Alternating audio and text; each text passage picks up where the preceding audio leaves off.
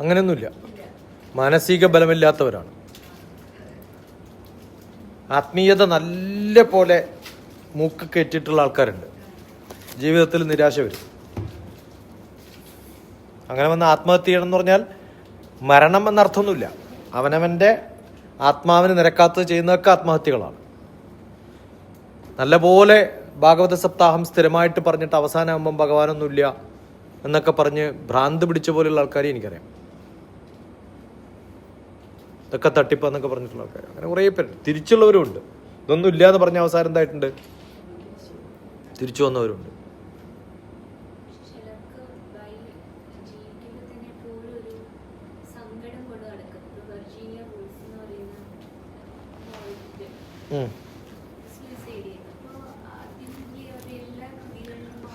പക്ഷെ അങ്ങനെയൊന്നും അല്ലാതെ നല്ലപോലെ ആഘോഷിച്ചു പോയിട്ടുള്ളവരെയും പെട്ടെന്ന് ഒരു ദിവസം ടപ്പെന്ന് അടിച്ചു പോയവരും നമ്മൾ കണ്ടു. എത്രയോ സിനിമാ നടന്മാർ കഴിഞ്ഞ കോവിഡ് കാലം കഴിഞ്ഞപ്പോഴത്തേക്കും വളരെ എസ്റ്റാബ്ലിഷ്ഡ് ആയിട്ട് 100-300 കോടിയുടെ എഡിറ്റിംഗ് സ്റ്റുഡിയോ ഉള്ള, മ്യൂസിക് സ്റ്റുഡിയോ ഉള്ള ലഗാൻ എന്ന് പറയുന്നതിടെയൊക്കെ മ്യൂസിക് ചെയ്തിട്ടുള്ള ആൾ ബോംബെയിൽ ആത്മഹത്യ ചെയ്തു. എന്തില്ലാത്തതുകൊണ്ടാണ്? കാശില്ലാത്തതുകൊണ്ടാണോ, പ്രസിദ്ധി ഇല്ലാത്തതുകൊണ്ടാണോ? ഇതൊന്നുമല്ല. ഏറ്റവും കൂടുതൽ മനുഷ്യന്മാർക്ക് പ്രശ്നം എന്താ വെച്ചാൽ ഒരു കാലത്ത് നല്ല ലെവലിലൊക്കെ എത്തി കുറച്ച് കഴിയുമ്പോൾ അതില്ല എന്നറിയുമ്പോൾ സഹിക്കാൻ പറ്റാത്തൊരവസ്ഥയുണ്ടല്ലോ. അവർക്ക് സ്പോർട്സ്മാൻ സ്പിരിറ്റ് ഇല്ലാത്തതുകൊണ്ടാണ്. ഞാൻ ഇപ്പോഴും വിജയിച്ചിരിക്കുന്നു.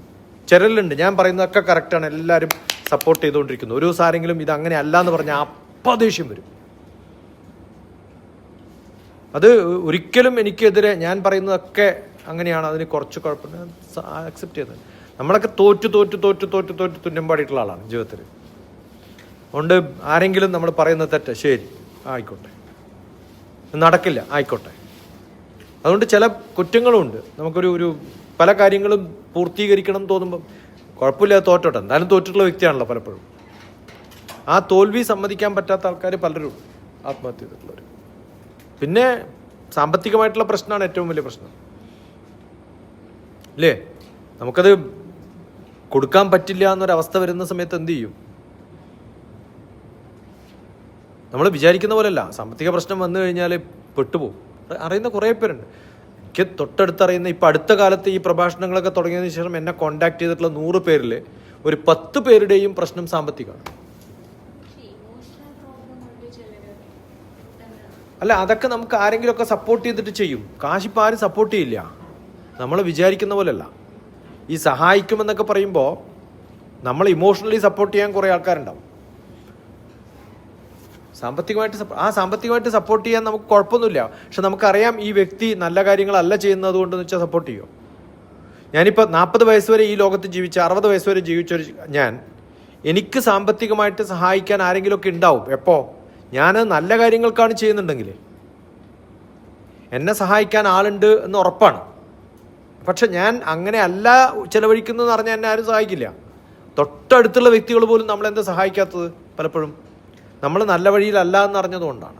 അപ്പോൾ നല്ല വഴിയിൽ പോയി പ്രശ്നങ്ങളൊന്നും ഇല്ലാതെ പോകുന്നവർക്ക് ഈ ലോകത്ത് ജീവിക്കാൻ ഞാനല്ലെങ്കിൽ ആരെങ്കിലും എന്നെ സഹായിക്കാനുണ്ടാവും. പക്ഷെ നമ്മൾ കുറച്ച് അങ്ങോട്ടും ഇങ്ങോട്ടൊക്കെ മാറിപ്പോയി കഴിഞ്ഞാൽ ചിലപ്പോൾ നമ്മുടെ കൂടെ ആരും ഉണ്ടായിന്ന് വരില്ല.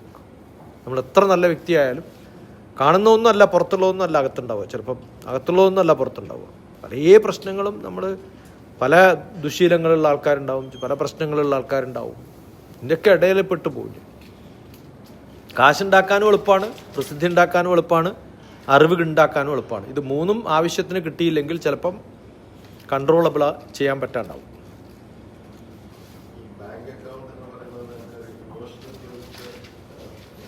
ആണ്. ഞാൻ അങ്ങയോട് സംസാരിച്ചു, അങ്ങ് എന്നോട് സംസാരിക്കാന്ന് പറഞ്ഞാൽ I am starting an account with you എന്നാണ്. ഇപ്പം എന്നോട് സംസാരിച്ചു കഴിഞ്ഞാൽ ഞാൻ ആരോടാണോ സംസാരിക്കുന്നത് അവരുമായിട്ടൊരു അക്കൗണ്ട് തുടങ്ങുകയാണ്. Emotional account. Relationship is an account. അപ്പോൾ എനിക്കെന്ത് ചെയ്യാൻ പറ്റും? ഞാൻ തിരുവനന്തപുരത്ത് ഒരാൾ എനിക്ക് പരിചയമുണ്ടെന്ന് അറിയുമ്പോൾ ഞാൻ വേറൊരാൾ പോകുമ്പോൾ അവരോട് പറയും, അയാൾ പിന്നെ എൻ്റെ റെഫറൻസ് പറഞ്ഞാൽ മതി, വേണ്ട കാര്യങ്ങളൊക്കെ അവർ ചെയ്തു തരുന്നു. അതെങ്ങനെയാണ് പറയുന്നത്? നമ്മൾ ബാങ്കിൽ ക്രെഡിറ്റ് എടുക്കുന്നത് പോലെയാണ്. ബാങ്ക് ക്രെഡിറ്റ് ആർക്കേ കൊടുക്കൂ? എൻ്റെ അക്കൗണ്ട് ക്ലിയർ ആണെങ്കിലേ ഞാൻ റെഫർ ചെയ്യുന്ന ഒരാൾക്ക് ക്രെഡിറ്റ് കൊടുക്കുകയുള്ളൂ. അതുപോലെ ഞാൻ റെഫർ ചെയ്തിട്ട് ഇയാൾക്ക് എന്തെങ്കിലും ഒരാൾ സഹായം കൊടുക്കുന്നുണ്ട് ഉറപ്പുണ്ടെങ്കിൽ എൻ്റെ അക്കൗണ്ട് ക്ലിയർ ആണ്, അവരും തിരിച്ചടക്കാൻ കഴിവുള്ളവരാണെന്ന് ഉറപ്പുള്ളത് കൊണ്ടാണ്. അപ്പോൾ റിലേഷൻഷിപ്പ് ഈസ് ആൻ അക്കൗണ്ട്, എൻ്റെ ബുക്കിൽ എഴുതിയിട്ടുള്ളതാണ്. Relationship is an account. എല്ലാ റിലേഷൻഷിപ്പും അങ്ങനെയാണ്. അതിൽ ക്രെഡിറ്റ് എടുക്കാം, ഓവർ ഡ്രാഫ്റ്റ് എടുക്കാം, അല്ലേ? എനിക്ക് അത്യാവശ്യമായിട്ടൊരു കാര്യം ചെയ്യേണ്ട, ഒന്ന് പോയി ചെയ്യുമോ എന്ന് ചോദിച്ചു കഴിഞ്ഞാൽ ഉടനെ പോകുന്ന ആൾക്കാർ. ഞാൻ തിരുവനന്തപുരത്ത് ഒരു ക്യാമ്പ് പ്ലാൻ ചെയ്തിട്ടുണ്ടായിരുന്നു. അന്ന് മോളോട് ഞാൻ പറഞ്ഞു, ഞാൻ ആ വീട് എനിക്കറിയില്ല, ആ സൗകര്യം ഉണ്ടെന്ന്, ഒന്ന് പോയി നോക്കാൻ പറഞ്ഞു. എനിക്ക് സാറ്റലൈറ്റ് ഒക്കെ വെച്ചിട്ട് വീടൊക്കെ കണ്ടുപിടിക്കുകയൊക്കെ ചെയ്തു. അപ്പോൾ വീടിൻ്റെ വലുപ്പമൊക്കെ എനിക്കറിയാം, പക്ഷെ സൗകര്യം അകത്തുണ്ടോ നോക്കണ്ടേ, നിങ്ങൾ പോയി നോക്കാൻ പറഞ്ഞു. നോക്കി. അപ്പോൾ ആ ക്രെഡിറ്റാണത്. അന്ന് നമ്മൾ കണ്ടിട്ട് പോലുമില്ല. അപ്പം ചിലപ്പോൾ അബദ്ധമാവും. നമ്മൾ ക്രെഡിറ്റ് എന്ന് പറഞ്ഞെടുക്കുന്നത് അബദ്ധമാവാം.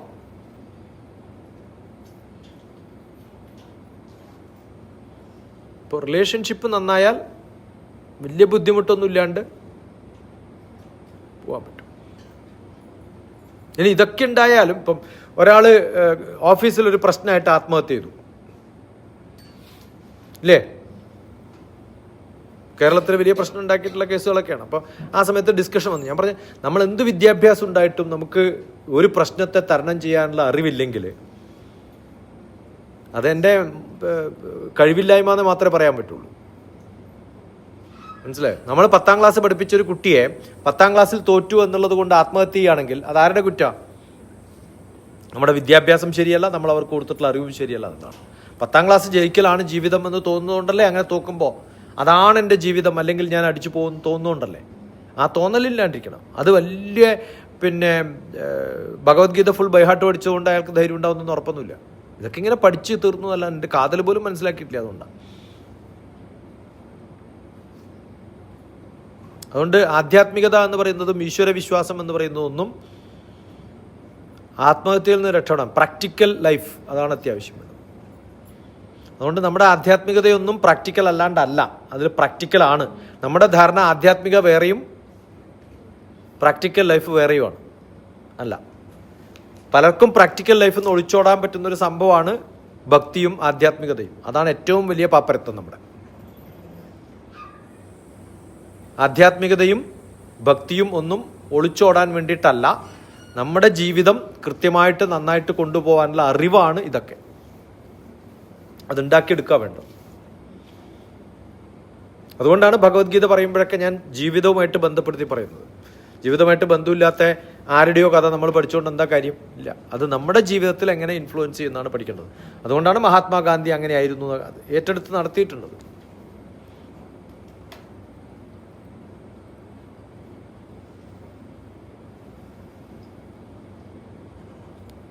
സമാധാനായോ?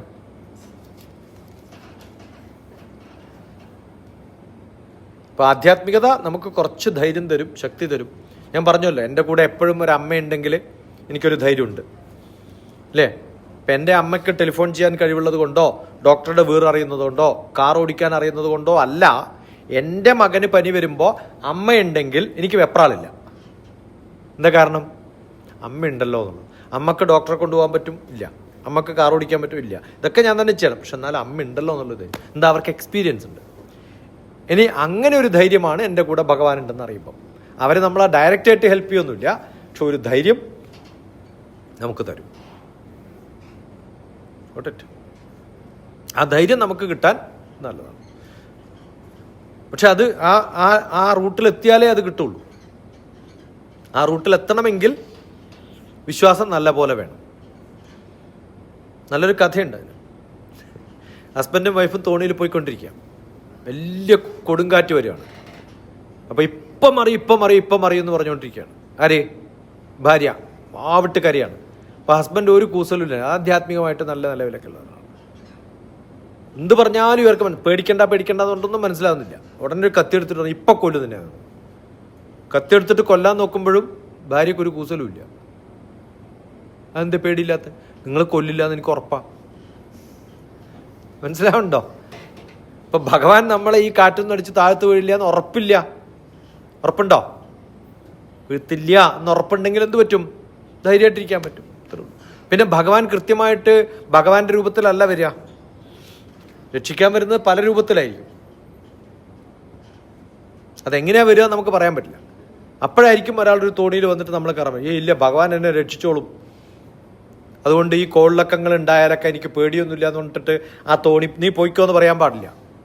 ആ രൂപത്തിലാണ് വന്നിട്ടുണ്ടാവും ആ സമയത്ത്. മനസ്സിലായോ? അപ്പോൾ എല്ലാ ഓപ്പർച്യൂണിറ്റിയെയും നമ്മൾ ഏറ്റെടുക്കുന്ന ഒരു സ്വഭാവമാണ് ഭഗവാനുള്ള വിശ്വാസം.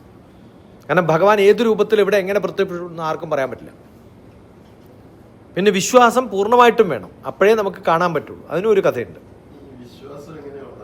വിശ്വാസം ഉണ്ടാകുന്ന വിശ്വാസമുള്ളവരുടെ കൂടെ ഉണ്ടാവണം.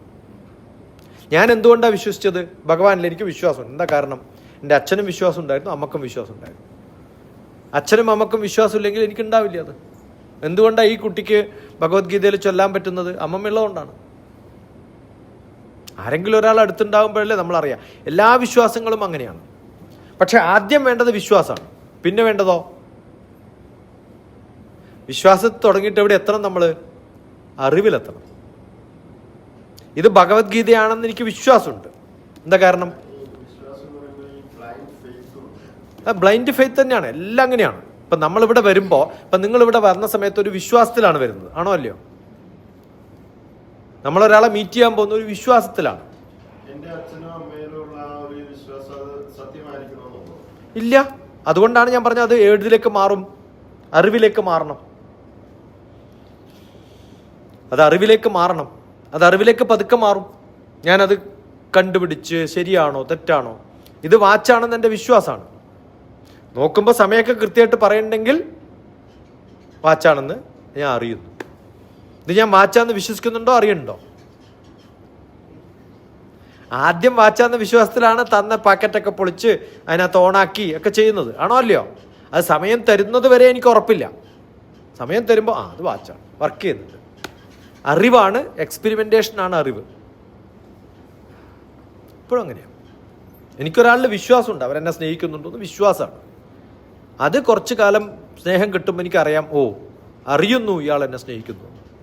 അപ്പം തുടങ്ങുന്നത് വിശ്വാസത്തിലും പിന്നെ അറിവിലേക്ക് പോവാം.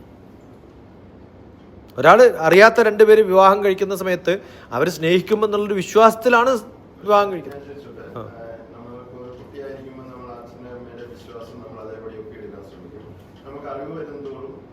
പല കാര്യങ്ങളും എസ്പെഷ്യലി പുരാണങ്ങളിലൊക്കെ പറയുന്ന കാര്യങ്ങൾ അത് അതേപടി അല്ല എന്ന് നമുക്ക് കൃത്യമായിട്ട് അറിയാം. അത് നമ്മുടെ അറിവല്ലേ? അപ്പൊ നമ്മുടെ ആദ്യ വിശ്വാസത്തിൽ ചിലപ്പോൾ അത് ഹനിക്കപ്പെടും. അപ്പൊ പിന്നെ എവിടെയാണ് നമ്മൾ പിന്നെയും പഠിക്കുക? ഇപ്പം ഞാൻ പറയാം, ആദ്യം നമ്മൾ മഹാഭാരതം വായിച്ചു തുടങ്ങുന്ന സമയത്ത് ഗംഗ എന്ന് പറയുന്ന നദി എല്ലാ മക്കളെയും നദിയിലേക്ക് എറിയണം എന്ന് പറഞ്ഞ് കൊല്ലുന്ന കഥയുണ്ട്. ഏതെങ്കിലും അമ്മ ഇങ്ങനെ വയ്യോ? ഇതൊക്കെ പുട്ടക്കഥയാണ്. കുറച്ചും കൂടി വായിച്ച് മനസ്സിലാവുമ്പോൾ അതിന് മുമ്പിലൊരു കഥയുണ്ട്. അതുകൊണ്ട് മിക്കവാറും നിങ്ങളൊക്കെ വായിക്കേണ്ട പുസ്തകം മഹാഭാരത ഈസ് അൺബിലീവബിൾ എന്ന് പറഞ്ഞൊരു പുസ്തകമുണ്ട്. അതിലെത്രയോ കഥകളുണ്ടെന്നറിയും. ഇതൊന്നും ശരിയല്ല, ഒക്കെ വിശ്വസിക്കാൻ പറ്റാത്തതാണെന്ന് പറയും. പക്ഷെ അതൊക്കെ പറഞ്ഞ് അവസാനം വരുമ്പോൾ ഇങ്ങനെ നടക്കാൻ ഇന്നതാണ് കഥ അതിനു മുമ്പ് എന്നൊരു കഥ പറയും. ഓ ഇതുകൊണ്ടാണല്ലേ ഇതിങ്ങനെ ആയത്, അപ്പോൾ അത് വിശ്വസിക്കാം. അത് ഭാരതീയ വിദ്യാഭവൻ പബ്ലിക്കേഷനാണ്, ബോംബെ പബ്ലിക്കേഷൻ എഴുതി. എനിക്ക് മഹാഭാരത ഈസ് അൺബിലീവബിൾ. നമ്മൾ കുറച്ച് കാര്യം പഠിച്ചു വരുമ്പോൾ നമുക്ക് തോന്നും ഇതിങ്ങനെ അല്ല. പിന്നെയും കുറച്ച് പഠിക്കുമ്പോൾ അതിന് കുറേ കാരണങ്ങളുണ്ടാവും.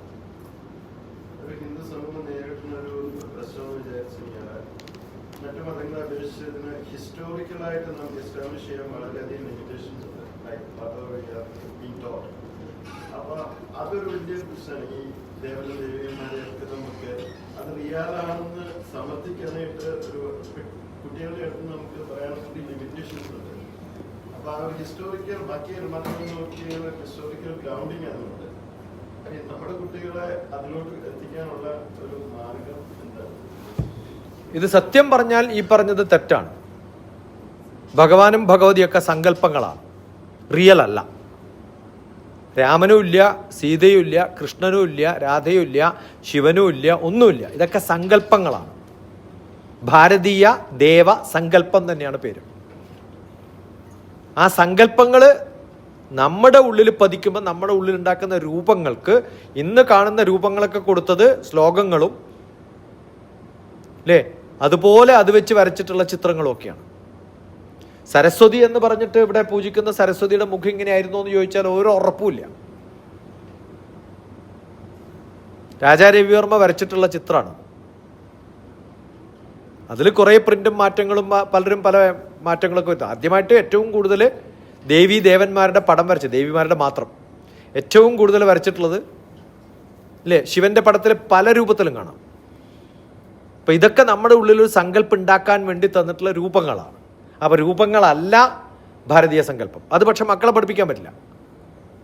LKG ഞാനൊരു പാമ്പിൻ്റെ പടം വരച്ചിട്ട് ഇത് പാമ്പാണ്, ഇത് പാമ്പാണ്, ഇത് പാമ്പാണ് എന്ന് പഠിപ്പിക്കും. ഈ പഠിപ്പിക്കുന്ന എനിക്കറിയാം ഇത് പാമ്പല്ല, പാമ്പിൻ്റെ പടമാണെന്ന്. അത് ഒരു പാമ്പിൻ്റെ പടമാണ്. അങ്ങനെ 1000 പാമ്പുകളുണ്ട്. എല്ലാ പാമ്പും ഒരേപോലെ അല്ലല്ലോ. എന്നിട്ട് ഞാൻ ഒരു പാമ്പിൻ്റെ പടം കാണിച്ചിട്ട് ഇത് പാമ്പാണെന്നല്ലേ പറയാം. കാറ്റഗറൈസേഷനൊക്കെ പിന്നെയല്ലേ പഠിക്കണത്.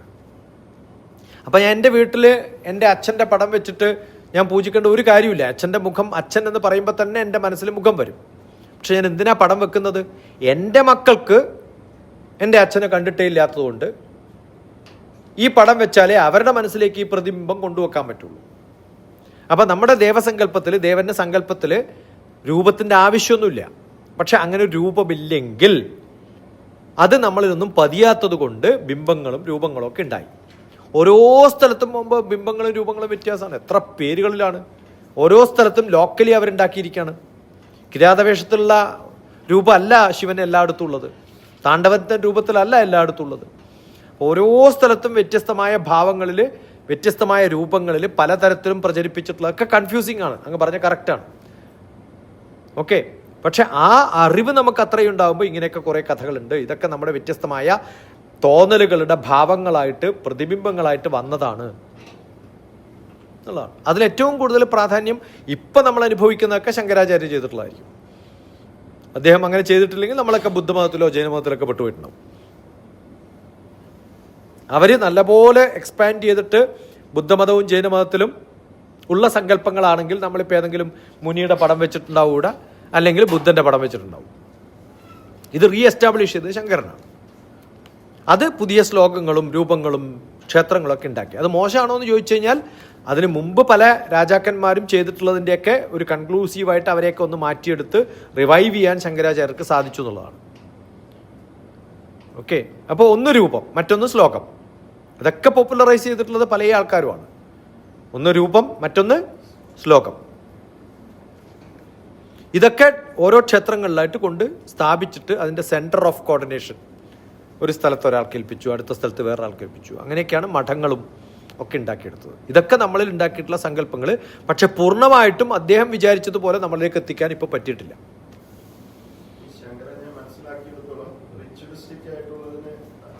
ഓപ്പോസിറ്റ് ആയിരുന്നു, അറിവിനെയാണ്. അതാ ഞാൻ പറഞ്ഞത്, ആധ്യാത്മികതയും അറിവിനും ഇതൊക്കെ സിമ്പിളായിട്ട് ഉപയോഗിച്ചിട്ട് അതിൻ്റെ ഉള്ളറകളിലേക്ക് എത്താനുള്ളതാണ് അദ്ദേഹത്തിൻ്റെ എല്ലാ സംഭവങ്ങളും. അത് നമ്മൾ മറന്നുപോയി.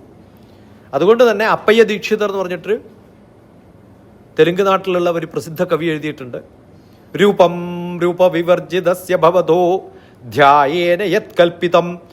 കൽപ്പിതമാണ്, സങ്കല്പമാണ് രൂപം. രൂപം രൂപവിവർജിതസ്യ ഭവതോ ധ്യായേന, ധ്യാനിക്കാൻ വേണ്ടിയിട്ടുള്ള കൽപ്പിതമായിട്ടുള്ളതാണ് ഈ. അതുകൊണ്ട് ഹേ ഭഗവാനേ ഭഗവതിയേ ഒക്കെ തട്ടിപ്പ. അതൊക്കെ എൻ്റെ ഉള്ളിലാണെന്നുള്ള അറിവാണ് എനിക്കുണ്ടാവേണ്ടത്. ഏത് രൂപത്തിൽ വേണമെങ്കിലും നിങ്ങൾക്ക് കാണാമെന്നാണ്. അതെ.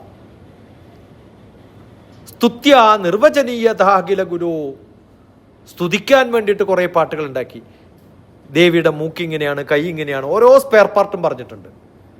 നമുക്ക് നിർവചിക്കാൻ സാധിക്കാത്തത്രയും ഇല്ലേ രൂപഭംഗിയുള്ള ഒരു ഭഗവതിയെ നമ്മൾ എന്ത് ചെയ്തു?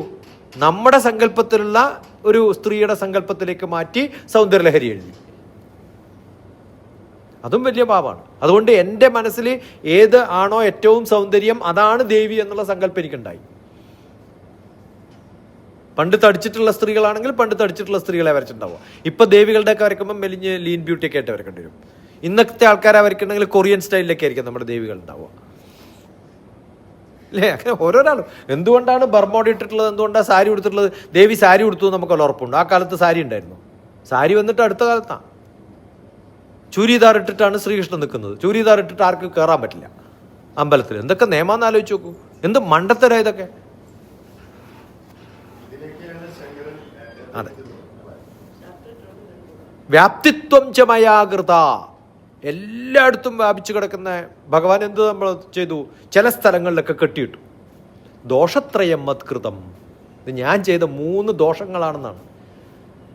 നമ്മളൊക്കെ ചെയ്യുന്ന ദോഷതാണ്. അതുകൊണ്ട് ഭഗവാൻ അവിടെയൊന്നും അല്ല, ഭഗവാന്റെ സങ്കല്പമാണ്. പക്ഷെ അതൊക്കെ അത്യാവശ്യമാണ്. അതൊക്കെ ഉള്ളത് കൊണ്ടാണ് നമ്മൾ ഇപ്പോഴൊക്കെ ഇങ്ങനെ ചോദിക്കുന്നതും ഡിസ്കസ് ചെയ്യുന്നതും. അപ്പം ഈ ഒരു സങ്കല്പത്തെക്കുറിച്ചുള്ള ചോദ്യം അങ്ങ് ചോദിക്കുകയും ഞാൻ ഉത്തരം പറയുകയൊക്കെ ചെയ്യുന്നുണ്ടല്ലോ. ഇത് ഇനിയും കുറേ കാലം നിൽക്കണമെങ്കിൽ കുറച്ചാരെങ്കിലും പഠിക്കണ്ടേ? അതുണ്ടായാൽ മതി. അത് പഠിക്കണം, പഠിപ്പിക്കണം. ഇങ്ങനെയൊക്കെ ഉണ്ടായിരുന്നു, ഇങ്ങനെയൊക്കെയുള്ള സങ്കല്പങ്ങളുണ്ട്, അതൊക്കെ നമ്മുടെ നന്മയ്ക്ക് വേണ്ടിയിട്ടാണ്, ചിന്തകൾ ഉണ്ടാക്കാൻ വേണ്ടിയിട്ടാണെന്ന് പറഞ്ഞാൽ മതി. അത് പഠിച്ചാൽ മതി.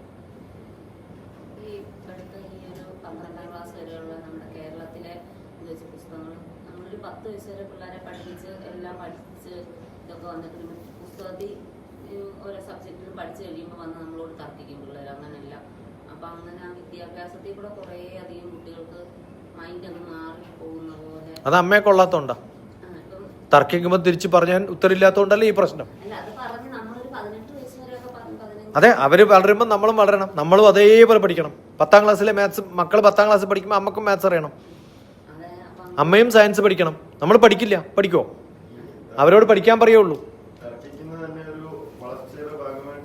ആണ്, അങ്ങനെയാണ് വേണ്ടത്. തർക്കശാസ്ത്രം എന്ന് പറയുന്നത് ഒരു ശാസ്ത്രം തന്നെയാണ്. പക്ഷെ അതിൽ തർക്കിച്ച് തോപ്പിക്കാൻ നമുക്ക് കഴിവില്ലെങ്കിൽ നമ്മുടെ കഴിവ് കേടുന്നേ പറയാൻ പറ്റുള്ളൂ. ഇനി ചില മക്കളെയൊക്കെ നമ്മൾ തർക്കിച്ചിട്ട് വിരോധികളാക്കണ്ട വെച്ചിട്ട്, ശരി നിന്റെ വിശ്വാസം നീ ഏതെങ്കിലും ഒരു കാലം വരുമ്പോൾ എനിക്ക് മനസ്സിലാവും, മോനെ പോയിക്കോ എന്ന് പറഞ്ഞു വിടും. അതിൽ കുഴപ്പമൊന്നുമില്ല.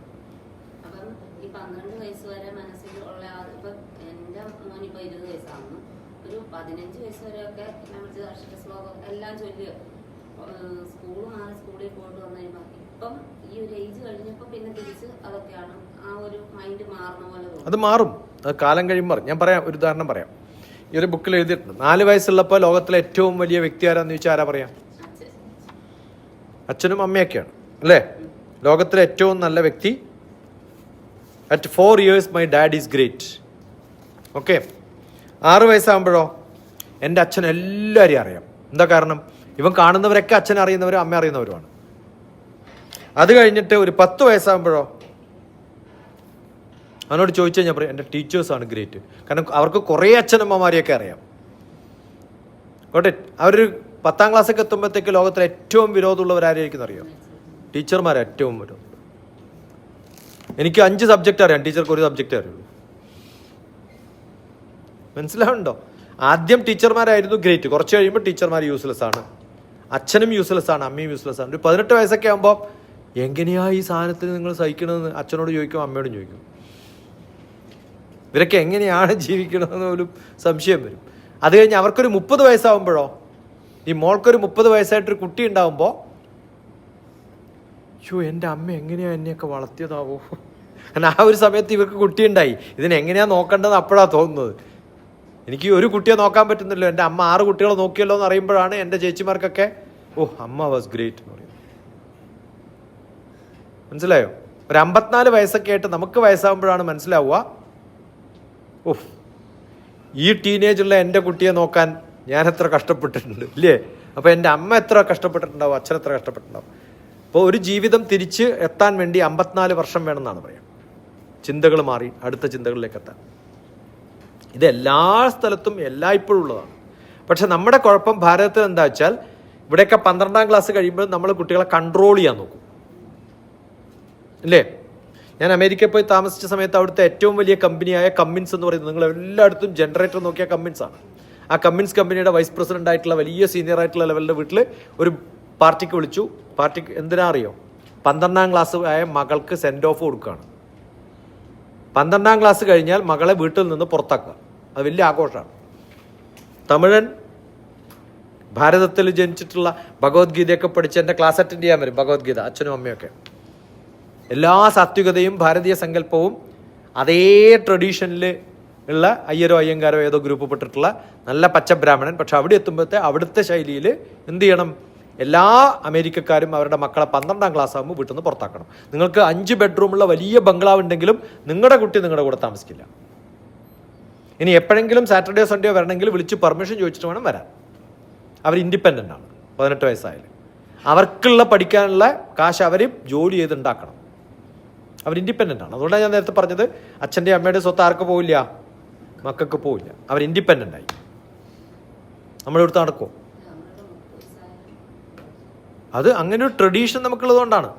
മനസ്സിലായോ? തെറ്റാണോ ശരിയാണോ എന്ന് നമുക്ക് പറയാൻ പറ്റില്ല. കാരണം നമ്മൾ പഠിക്കുന്ന കഥകളിൽ ശിവനും പാർവതിയും സുബ്രഹ്മണ്യനും ഗണപതിയും ഒക്കെ ഭഗവാന്മാരാണെങ്കിൽ പോലും അവരെ പോലും കൺട്രോൾ ചെയ്യുന്നതും പരീക്ഷ നടത്തുന്നതും ഒക്കെ നമ്മൾ പഠിക്കുകയാണ് അല്ലേ? അതുകൊണ്ടാണ്.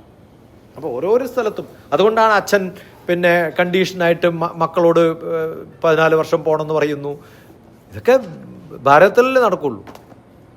ഭാരതീയ സങ്കല്പത്തിൽ മഹാഭാരതം എങ്ങനെയാണ് വെസ്റ്റേണേഴ്സ് നോക്കിക്കാണുന്നുള്ളത് പീറ്റർ ബ്രൂക്സ് മഹാഭാരത കാണാം ഇംഗ്ലീഷിൽ. മഹാഭാരതം പീറ്റർ ബ്രൂക്സ് എന്ന് പറഞ്ഞ ഒരാൾ ഇറക്കിയിട്ടുണ്ട്. അയാൾ ഉണ്ടാക്കിയിട്ടുള്ളൊരു മഹാഭാരതമുണ്ട്. അതിൽ ദേവീദേവന്മാരുടെയും എല്ലാ ക്യാരക്ടേഴ്സിൻ്റെയും പാണ്ഡവന്മാരുടെയൊക്കെ പിക്ചർ കണ്ടു കഴിഞ്ഞാൽ നമ്മൾ അയ്യടാ ഇങ്ങനെ അല്ലല്ലോ നമ്മൾ കാണാൻ ഉദ്ദേശിക്കുക അല്ലേ? ആഫ്രിക്കയിൽ നിന്നുള്ള ഒരാൾ പരശുരാമനായി എങ്ങനെ ഇരിക്കും? ഒറ്റ ഇന്ത്യക്കാരി മാത്രമേ അതിനകത്ത് അഭിനയിച്ചിട്ടുള്ളൂ. ബാക്കി എല്ലാവരും പുറത്തുള്ളവരാണ്. അതിൽ അർജുനായിട്ട് അഭിനയിച്ച ആളുടെ ഗേൾ ഫ്രണ്ട് എൻ്റെ ഭഗവത്ഗീത ക്ലാസ് അറ്റൻഡ് ചെയ്തിട്ടുണ്ടായിരുന്നു.